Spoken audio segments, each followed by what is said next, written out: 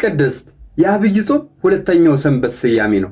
ቪዲዮን ላይክ መቼ እንደሚጠቅማችሁ ስለማታውቁ ደግሞ ፋቮራይት የቻላችሁትን ያክል ቪዲዮን ኮፒ ሊንክ አድርጉልኝ።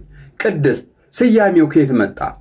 የቅድስት ስያሜ ከኢትዮጵያዊው የዜማ ሊቅ ከቅዱስ ያሬድ የተገኘ ነው። ከቅድስት እሑድ ዋዜማ ጀምሮ ስለ ዕለተ ሰንበት ቅድስና ይዘመራል፣ ይነገራል።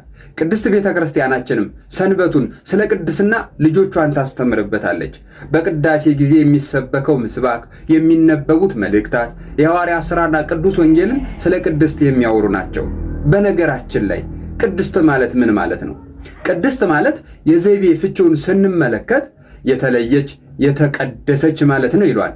ምስጢራዊ መልእክቱ ግን የምስጢረ አድህኖት ታላላቅ ስራውን ለመጀመር ጌታችን መድኃኒታችን እግዚእነ ኢየሱስ ክርስቶስ በገዳመ ቆሮንቶስ ገብቶ ከቆመ ሳያርፍ ከዘረጋ ሳያጥፍ የጾማት የ40 ቀንና ሌሊት ልዩ የሆነች ክብርት ጾም የምትጀምርበት ሁለተኛ ሳምንት መሆኗን ያሳስበናል።